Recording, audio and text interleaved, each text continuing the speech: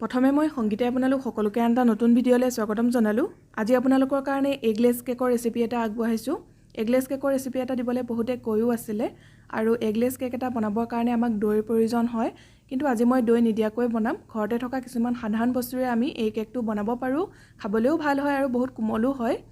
গতিকে আশা কৰিছোঁ আপোনালোকে ভিডিঅ'টো চাই ভাল পাব। তেনেহ'লে বেছি দেৰি নকৰোঁ, আহক ভিডিঅ'টোৰ মাজলৈ আমি আগবাঢ়োঁ। যেহেতু আমি কেকটো দৈ নিদিয়াকৈ বনাম, গতিকে বাটাৰ মিল্ক বনাই ল'ব লাগিব। মই ইয়াত 1 কাপ কুহুমীয়া গাখীৰ লৈছোঁ। আজি কেকটো মই 1.5 কাপ ময়দাৰে বনাম, আৰু যদি আপুনি সৰুকৈ বনাব বিচাৰে তেতিয়াহ'লে গাখীৰৰ পৰিমাণটো অলপ কমাই ল'ব। ইয়াতে সৰু চামুচেৰে 1 চামুচ ভিনেগাৰ দিছোঁ। ভিনেগাৰৰ ঠাইত নেমু ৰসো দিব পাৰিব।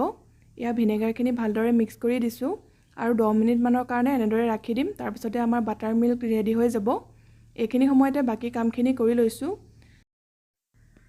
এতিয়া মই কেক টিনটো ৰেডি কৰি ল'ম। তাৰ কাৰণে মই এনেধৰণৰ প্ৰেছাৰ কুকাৰৰ ছেপাৰেটৰ বাতি এটা লৈছোঁ। আৰু বহুতে সুধিছিলে আগৰ ভিডিঅ' এটাত এইটো কিমান চাইজৰ। এইটো 6 ইঞ্চৰ হয়। আপোনালোকে যদি কেকটো হাইটটো অলপ বেছিকৈ বিচাৰে, মানে ওখ হোৱাটো যদি বিচাৰে, তেতিয়াহ'লে 5 ইঞ্চৰ কেক টিনত কেক বনাব, মানে 1 কাপ বা 1.5 কাপ ময়দাৰ কাৰণে। তেতিয়া কেকটো খুব ধুনীয়া ওখ হয়, দেখিবলৈও ভাল লাগে। আজি মই এইটোতে বনালোঁ। এতিয়া মই অলপ ৰিফাইন তেল বাতিটোৰ চাৰিওফালে ব্ৰাছডালেৰে ভালদৰে সানি লৈছোঁ। এতিয়া এখন বগা কাগজ কেকটোৰ বাতিটোৰ চাইজত কাটি লৈ ইয়াতে পাতি দিলোঁ আৰু কাগজখিলাৰ ওপৰতো অকণমান তেল সানি দিছোঁ। যদি আপুনি এনেদৰে কাগজ কাটি থাকিবলৈ টান পায়, তেতিয়াহ'লে ইয়াৰ ঠাইত ময়দাৰ ডাষ্টিং কৰি ল'ব, তেতিয়াও কেকটো ধুনীয়াকৈ ওলাই আহিব। আমাৰ কেক টিনটো ৰেডি হৈ গ'ল। এতিয়া ছাইডত ৰাখি দিম। এতিয়া আহক আমি কেকৰ বেটাৰটো বনাই লওঁ। এটা ডাঙৰ বাতি লৈছোঁ। তাতে চাহ খোৱা কাপেৰে 1 কাপ পিচি লোৱা চেনি দিছোঁ। চেনিৰ পৰিমাণটো আপোনালোকে নিজৰ হিচাপত অলপ কম বেছি কৰিব পাৰে। আনফালে আমাৰ বাটাৰ মিল্কখিনিও ৰেডি হৈ গৈছে। এতিয়া আমি ইয়াতে অলপ দি দিম। গোটেইখিনি একেবাৰতে দি নিদিব, কাৰণ কেকৰ বেটাৰটো যদি বহুত বেছি পাতল হৈ যায় তেতিয়াহ'লে কেকটো ভাল নহ'ব। মই আধা দি লৈছোঁ, আকৌ পিছত প্ৰয়োজন হ'লে দি ল'ম। আৰু যদি আপোনালোকে দৈ দিব বিচাৰে তেতিয়াহ'লে আধা কাপ দৈ দিব। মাত্ৰ দৈখিনি যাতে বেছি টেঙা নহয় সেইটো মন কৰিব। ফ্ৰেছ দৈ ব্যৱহাৰ কৰিব। এতিয়া এডাল হেণ্ড হুইক্সৰ সহায়েৰে চেনি আৰু গাখীৰৰ মিশ্ৰণটো খুব ভালদৰে ফেটি ল'ম 1 মিনিটমান। যদি হেণ্ড হুইক্স নাথাকে তেতিয়াহ'লে হেতা এখনেৰেও ভালদৰে মিহলি কৰিব পাৰে। এনেদৰে ভালকৈ 1 মিনিটমান ফেটি ল'ব। যিহেতু আমি চেনিখিনি গুড়ি কৰি লৈছোঁ, গতিকে বেছি সময় নেফেটিলেও হ'ব। এতিয়া ইয়াতে একেটা কাপেৰে 3 ভাগৰ 1 ভাগ ৰিফাইন তেল দিছোঁ। ৰিফাইন তেলৰ ঠাইত ৰুম টেম্পাৰেচাৰত থকা বাটাৰো ব্যৱহাৰ কৰিব পাৰিব। এতিয়া তেলখিনিও খুব ভালদৰে ফেটি ল'ম, যাতে গাখীৰ আৰু চেনিৰ মিশ্ৰণটোৰ লগত ভালদৰে মিলি যায়।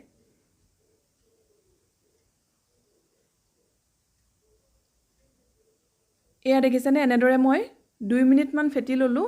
খুব ধুনীয়াকৈ মিক্স হৈ গৈছে। যিহেতু আমি চেনিখিনি গুড়ি কৰি লৈছিলোঁ, গতিকে বেছি টাইম ফেটিবলগীয়া হোৱা নাই। যদি আপুনি গোটা চেনি ব্যৱহাৰ কৰে তেতিয়াহ'লে অলপ সময় বেছিকৈ ফেটি ল'ব। এতিয়া আমি শুকান সামগ্ৰীখিনি যোগ কৰিম। এখন চেকনি পাতি লৈছোঁ। তাতে একেটা কাপেৰে 1.5 কাপ ময়দা দিছোঁ।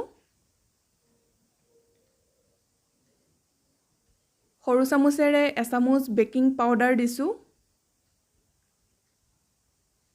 এচিকুট নিমখ দিছোঁ টেষ্টটো বেলেঞ্চ হ'বৰ কাৰণে। এতিয়া আটাইখিনি ভালদৰে চালি ল'ম। মই শুকান সামগ্ৰীখিনি ভালদৰে চালি ল'লোঁ। এতিয়া এখন চেপেটা হেতাৰ সহায়েৰে এনেদৰে একেটা ডাইৰেকশ্যনতে লাহে লাহে কেকৰ বেটাৰটো মিহলি কৰি ল'ম। আমি যেতিয়া কেকৰ বেটাৰটোত শুকান সামগ্ৰীখিনি যোগ কৰিম, তাৰপিছত বহুত বেছি জোৰেৰে ফেটিব নালাগে। এইদৰে লাহে লাহে একেটা ডাইৰেকশ্যনতে মিলাই ল'ব। আৰু কেকৰ বেটাৰটো খুব বেছি ডাঠো হ'ব নালাগে, খুব বেছি পাতলো হ'ব নালাগে। চাওক অলপ ডাঠ হৈছে, গতিকে মই আৰু অকণমান বাটাৰ মিল্ক দি দিছোঁ আৰু ভালদৰে মিহলাই লৈছোঁ। মোৰ বাটাৰ মিল্ক অকণমান থাকি গৈছে।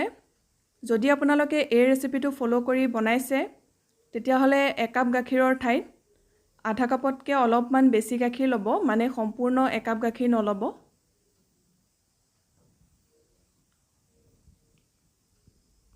এইখিনি ভালদৰে মিহলি কৰা হৈ গ'ল। দেখিছে ওপৰৰ পৰা দি দিছোঁ, ৰিবনডালৰ নিচিনাকৈ পৰিছে। এতিয়া আমি আগতে ৰেডি কৰি ৰখা কেক টিনটোত কেকৰ বেটাৰটো দি দিছোঁ। এতিয়া এনেদৰে লাহে লাহে থপথপাই দিব 3-4 বাৰমান। যদি কেনেবাকৈ এয়াৰ বাবলছ আছে তেতিয়াহ'লে বাহিৰলৈ ওলাই আহিব, কাৰণ ভিতৰত যদি বতাহ সোমাই থাকে তেতিয়াহ'লে কেকটো ভাল নহ'ব, ফুটা ফুটা থকা নিচিনা হ'ব। কেকটো আজি কেৰাহীতে বেক কৰিম। এয়া কেৰাহীত ষ্টেণ্ড এডাল পাতি ঢাকন লগাই 10 মিনিটৰ কাৰণে গৰম হ'বলৈ দিছিলোঁ। কেৰাহীখন এতিয়া পূৰা গৰম হৈ আছে। মই কেকৰ বাতিটো সাৱধানে বহুৱাই দিছোঁ আৰু লগে লগে ঢাকনিখন লগাই দিছোঁ আৰু গেছৰ ফ্লেমটো কমাই দিলোঁ। এতিয়া কম জুইতে আমি কেকটো সিজিবলৈ দিম প্ৰায় 45 মিনিটমানৰ কাৰণে। 40 মিনিটমানৰ পিছত চেক কৰিব সিজিছেনে নাই। তাৰ আগত ঢাকন খুলি চাই নাথাকিব, তেতিয়াও কেতিয়াবা কেকটো ভালদৰে নুফুলে। মই 45 মিনিটৰ পিছত এবাৰ চেক কৰিছিলোঁ, তেতিয়া কেকৰ মাজৰ অংশখিনি ভালদৰে সিজা নাছিলে। আৰু এয়া 50 মিনিটৰ পিছত দেখুৱাইছোঁ। টুথপিক এডাল এনেদৰে মাজত সুমুৱাই চাইছোঁ, দেখিছে ক্লিন হৈ ওলাই আহিছে। মানে আমাৰ কেকটো ধুনীয়াকৈ সিজিলে। আৰু যদি কেঁচা বেটাৰ লাগি আহে তেতিয়াহ'লে গম পাব যে কেকটো ভালদৰে সিজা নাই। আৰু 5 মিনিটমান সিজিবলৈ দিব। এতিয়া মই গেছ অফ কৰি দিলোঁ আৰু কেকৰ বাতিটো অলপ ঠাণ্ডা হ'বলৈ দিম। তাৰপিছতে আমি কেকটো উলিয়াই ল'ম। কেকটো সম্পূৰ্ণৰূপে ঠাণ্ডা হ'ল। এতিয়া মই প্লেট এখনলৈ উলিয়াই লৈছোঁ।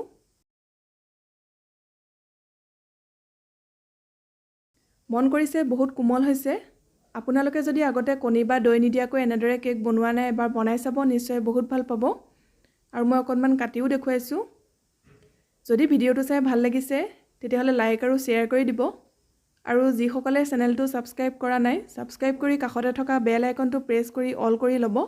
তেতিয়াহে আগলৈ যি ভিডিঅ' দিওঁ তাৰ নটিফিকেশ্যনবোৰ আপুনি পাই থাকিব। আকৌ এটা নতুন ৰেচিপিৰ সৈতে সোনকালে লগ পাম। ভিডিঅ'টো চোৱাৰ কাৰণে বহুত বহুত ধন্যবাদ।